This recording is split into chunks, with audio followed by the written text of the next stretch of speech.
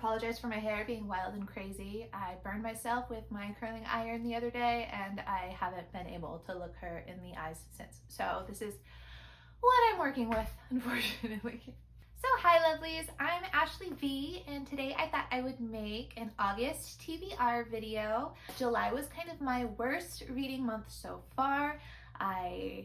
By the time I get this video out there, I will have probably only finished 5 books, possibly only 4. I'm really hoping that I finish this 5th one, but I've just been kind of slumping lately. So I thought I would gather some books that have the vibes that I am looking for going into like the transition into spooky season. So I've gathered a lot of things with like witches and vampires and murder and things of that general spooky nature, and this is my pile. Up first we have Summer Suns by Lee Mandelo. In this book we follow Andrew as he tries to unravel the mystery of his friend's death and kind of a secret double life he was leading.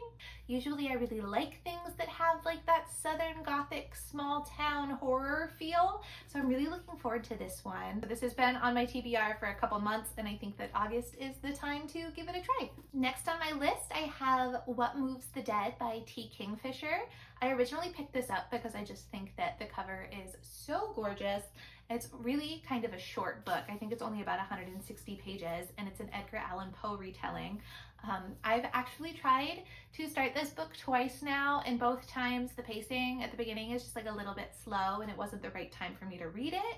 But now that we're going into kind of like moodier weather, I'm gonna want like more atmospheric vibes, and I think this will hopefully hit for me then.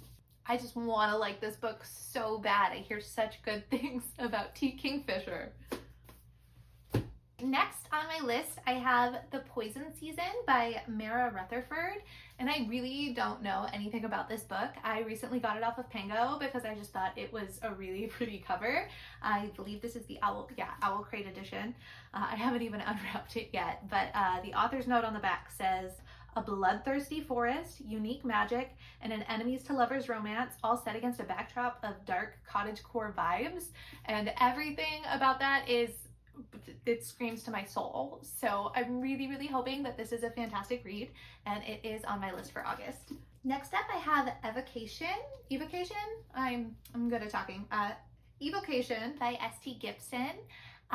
This is an author that I thought was going to be one of my favorite authors. If you've seen my last video, you know that I was not super in love with An Education in Malice, but I do really love A Dowry of Blood. So this is, I believe, her 3rd published novel, and I am so excited to read it, but also really nervous because I love her writing style, but I don't always love where her stories go. So I've been putting it off a little bit, but this cover is so beautiful, and I love the like lyrical quality of her writing, and I'm really hoping that I love this one. I feel like every good TBR is not complete without a brain break book, so mine is gonna be Love on the Brain by Ali Hazelwood.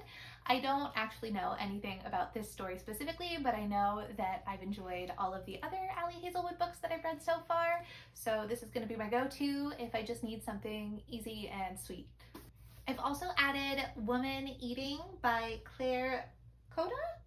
I'm gonna apologize if I pronounce anyone's name wrong. I'm really terrible at speaking, so there's that. But this is a novel about a young mixed-race vampire must find a way to balance her deep-seated desire to live among humans with her incessant hunger in this stunning debut novel from a writer to watch.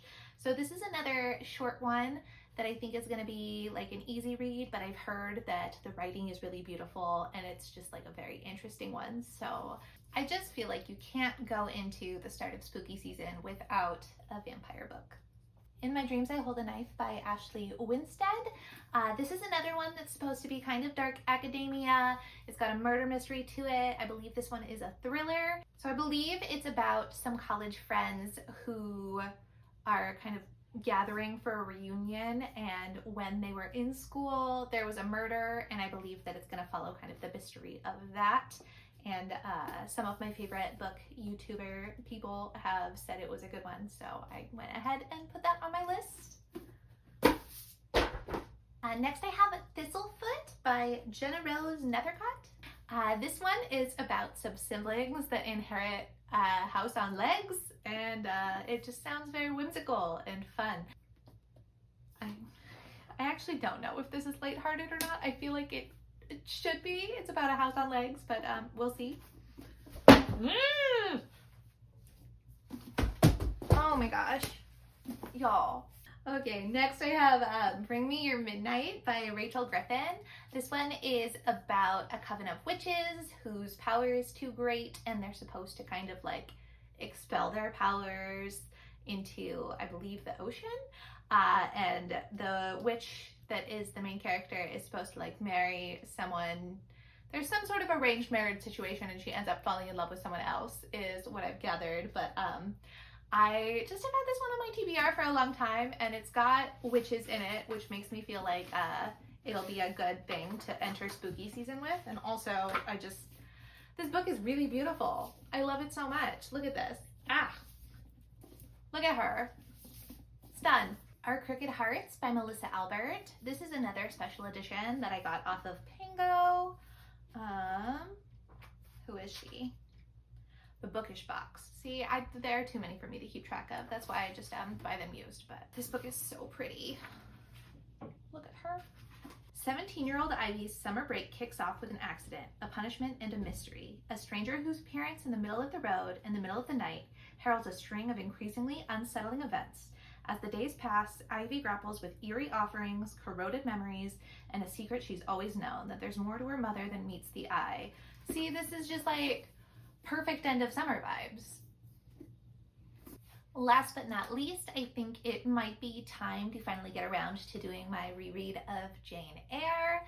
This is one of my favorite classics, but I have not read it since I was a teenager, so I feel like I might take some things away from it differently than I did back then. I think I really romanticized the relationship between Miss Jane here and Rochester, and I don't actually think that that's supposed to be your takeaway.